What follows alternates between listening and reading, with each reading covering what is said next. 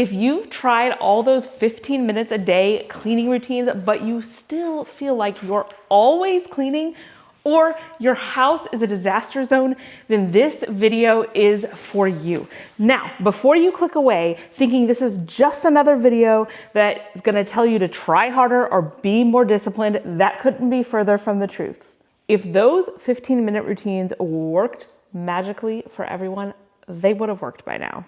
The fact that they haven't doesn't mean that you're lazy or undisciplined or that you're bad at homemaking. Not at all. Here's the truth. If you spend just a few minutes hanging out online, you are going to see loads of headlines to the tune of how I keep my house completely spotless in only 12 minutes a day. Or still my amazing cleaning routine where I never have to spend all day cleaning.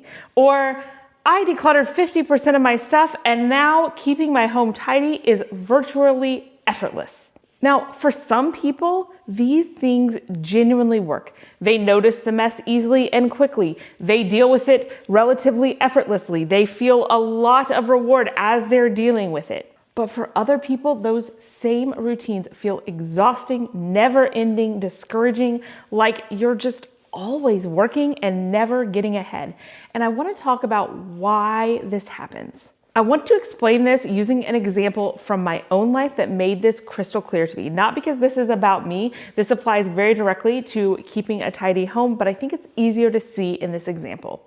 Now, about 2 years ago, I had an emergency surgery, and after that, I really started focusing on my health. If there's anything I can do to prevent that situation again, I would like to do that. So I did a lot of things, but I started by incorporating more movement into my day, and then I started really tracking my steps and making sure I was getting the proper amount each day. And then I started more intentional walking.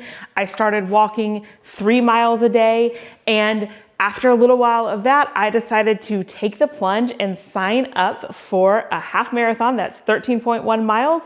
That'll be happening soon.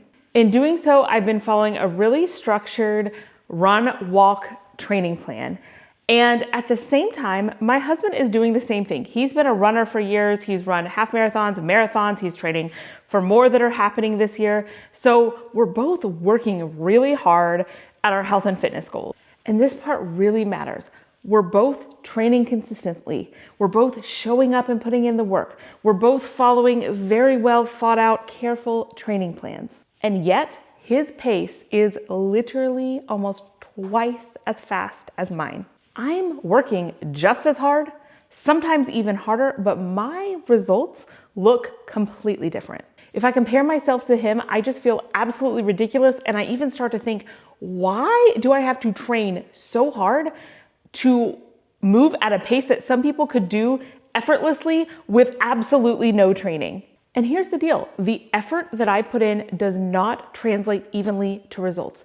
It doesn't mean the effort isn't important, doesn't matter, or isn't doing anything for me. It just means that that effort is more expensive for me. And that's exactly what's happening in our homes. Some people notice the mess pretty instinctively. They clean it up and put it away pretty naturally. So when they say, I just spend 15 minutes a day cleaning my home, that feels absolutely true to them. Because a lot of what they're doing doesn't really register as work to them. They're just tidying as they go, just doing what they do. And that same work can feel really hard to us. Noticing the mess is work. Stopping what you're doing to take care of it is work.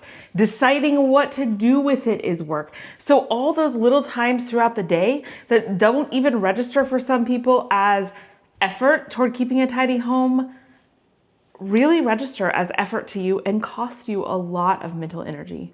And it's not at all because you're doing it wrong. It's because it's requiring you more actual effort to do the things that some people can do on autopilot. And trying to compare yourselves to them is not only going to be unproductive, but it's gonna feel really discouraging and end up being counterproductive towards your goal of keeping a tidier home. So I wanna be really clear about something. Realizing this won't magically make the management of your home 100 times easier and solve all of your problems. But I hope that it will help you understand why it might feel harder for you and why there's absolutely nothing wrong with you. And there's something else related to this that training for the half marathon has really taught me. I thought when I started this training plan that the really tough part was going to be all the speed work that I needed to do to try and get faster.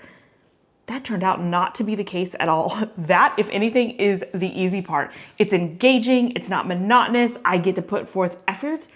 The hard part has actually been the long walks. In training, I have to build up the literal distance and time on my feet, and there is no other way to do that than by going the miles. So those 2 and 3 hour long walks are the really hard part, and they're slow on purpose. My training plan doesn't want me to do them too fast, or I will injure myself or burn myself out.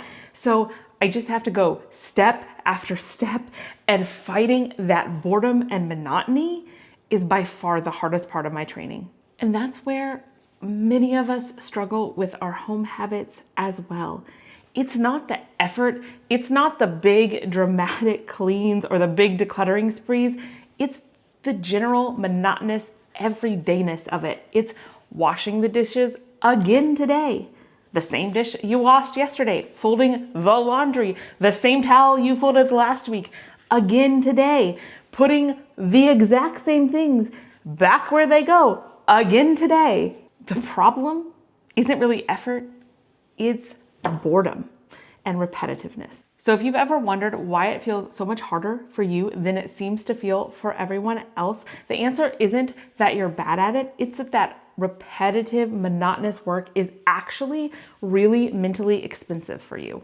And pretending that it shouldn't be or that you only need more discipline is only going to add to your shame and frustration. So let's talk about where that leaves us and what actually helps. Now, I wish that I had the magic formula to give you, but I really truly don't. I think just understanding this helps quite a bit so that you're not trying to follow the method that isn't gonna work for you. But here's a few things that have really helped me. One is being committed to the end result. So when it comes to my long 2 and 3 hour walks where I'm like, I'd rather be doing 50 million other things, it really helps me to remember that my goal is a lot bigger. My immediate goal is to be able to complete the half marathon without getting swept from the course. But my secondary and bigger goal is to live a longer and healthier life where hopefully I am not afflicted with as many chronic illnesses and I'm able to show up. And so understanding that deeper purpose really helps keep me going on the long days. And for you, your deeper purpose could be anything from just wanting to feel proud of your home or wanting your home to be a haven of peace or wanting to walk in the door and just feel the stress of the day melting away. Those could be your deeper reasons for keeping your home tidy. Another thing I often have to remind myself is that my effort still absolutely counts, even if my results are slower than someone else's or slower than I'd prefer. Because really, your two choices are to go at the speed that you can and do what you can, or to do nothing. And even though I'm working really hard to walk really, really slow, I would definitely not be better off by sitting on the couch and doing nothing. I'm still getting a ton of health benefits, even if I'm not out there in the front of the racing pack and instead I'm hanging out at the back hoping I don't get swept. The same is true when you're tidying your house. Even if you wish that you could have your whole house magically transformed in a month, it's better to do what you can and have it take a year or 2 years or 5 years, and you're still making progress all along the way. Another thing that helps me a whole lot is every time I complete a training session, I immediately get feedback. So I upload those results and I get feedback, and I can clearly see how this is contributing to my eventual goal. So making sure you have ways of getting feedback, whether that is putting a sticker on a chart, checking something off, whether it's coming like in our community in the insiders and saying, hey, I got this done, whether that's having someone who can encourage you and let you know, maybe you have a friend that you can text and let them know, hey, I accomplished this, whatever that is for you, that's going to help you understand that what you're doing really matters. And for me, when it comes to my training for the half marathon or really many other things in life, just accepting that it doesn't have to be effortless in order for it to count and make a big difference. So some days I'm surprised and my long training session goes by so fast. I was like, really? My 2.5 hours are already done. And some days I'm like looking at my watch every 5 minutes and I'm like, you're kidding me. It's only been another 5 minutes. How am I gonna get to the end of this? And it's just putting one foot in front of the other and not stressing about the fact, well, I guess today is just a day where it feels a little bit harder, and that's okay. You know, often I just tell myself, yes, this is boring, but it's working. I often also try to use distraction techniques. So things like listening to a good audiobook, podcast, messaging a friend. And for a lot of the monotonous housework, I do the exact same thing. I make sure I'm listening to a good audiobook or listening to voice memos or something like that that will keep me going and keep me from focusing on how I think the thing that I'm doing is just really boring. Some people will always move faster, and some people will always make it look easier. If keeping a home feels harder for you, that doesn't mean you stop trying.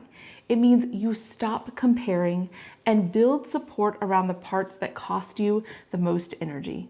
If this video made you feel a little less alone, that was the goal. I wish I could have given you the magic solution to make those 15-minute cleaning routines work for you. I can't do that, but if you want to feel more seen, supported, and less alone, then I invite you to join us in the Insiders. I'll leave the link below.